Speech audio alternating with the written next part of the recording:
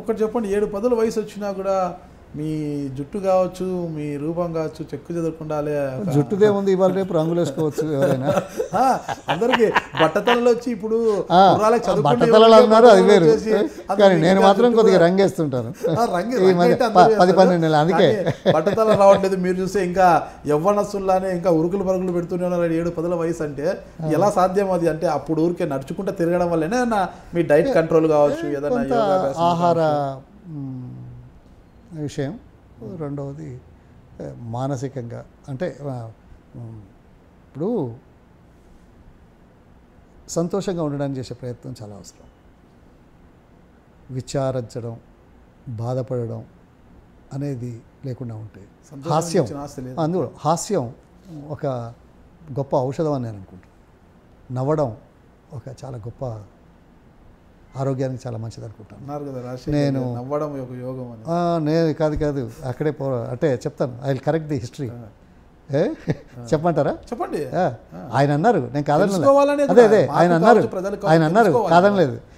ఆయన అసెంబ్లీలో అనకముందు చంద్రబాబు గారు నేను ఒక ప్రశ్నకు సమాధానం కోసం ఆయన లేచి ప్రశ్నించి చాలా వివరంగా చెప్తా ఉంటే, ఇది అసందర్భం అనే ఆలోచన నాకు వచ్చింది కాబట్టి ఈ సబ్జెక్టుకు సంబంధం లేని విషయం మాట్లాడుతున్నానని నేను ముసిముసి నవ్వులు అవుతూ రాసుకుంటున్నాను. ఇది మొదలు 6 మాసాల ముందు, ఏది రాజశేఖర రెడ్డి గారు అనకముందు. అయితే ఆయన నుండి కోపంగా, చూశారా అధ్యక్ష, ఈయన మేము ప్రశ్నలు అడిగి దీనికి సమాధానం ఇవ్వమని మేము అంటుంటే మమ్మల్ని ఎగతాళి చేస్తున్నాడు, నవ్వుతున్నాడు అని అన్నాడు చంద్రబాబు గారు. సరే ఈయన జోన్ 9 సంవత్సరాలు ముఖ్యమంత్రిగా చేశాడు. నాకు అపారమైన గౌరవం ఉంది. రాజకీయాలు వేరు, కానీ ఒక వ్యక్తిని గౌరవించడం మంచిది. అయితే మా అవహేళన చేస్తున్నాడు, నవ్వుతున్నాడు చూడండి మేము మాట్లాడుతుంటే అని అన్నాడు.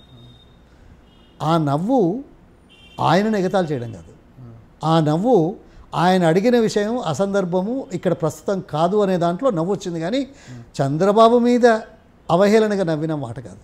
అయితే ఈ మాట ఇట్లా ఉంటే నేను అధ్యక్షుల వారికి ఇట్లా అన్నాను, నాకు ఒక్కటే నిమిషం అవకాశం, ఎందుకు పెద్ద ఆయన ఏదో అన్నాడు దానికి ఎందుకు, లేదు కొద్దిగా వివరణిస్తాను. నేను పట్టుబట్టాను. అయితే ఓకే అన్నాడు. ఒక నిమిషం ఇచ్చాను, లేచాను. అధ్యక్ష, నేను చదివాను ఎక్కడో, నవ్వడం ఒక యోగం అట, నవ్వించడం ఒక భోగం అట, నవ్వు రాకపోవడం ఒక కర్మనో ఏడుపో రోగం అట. కాదు, నవ్వలేకపోవడం ఓ రోగం, నవ్వడం ఒక యోగం, నవ్వించడం ఒక భోగం, నవ్వలేకపోవడం ఓ రోగం అని చదివాను. మరి నవ్వితే యోగమో భోగమో తెలియదు, కానీ నవ్వలేకపోవడం రోగం అనేది ఇప్పుడు అర్థమవుతున్నది అని నేను అన్నా. అంటే ఫస్ట్ మీ నుంచి వచ్చింది అన్నమాట ఆ మాట. నేను అన్న తర్వాత మరో సందర్భంలో రాజశేఖర రెడ్డి గారు అన్నారు.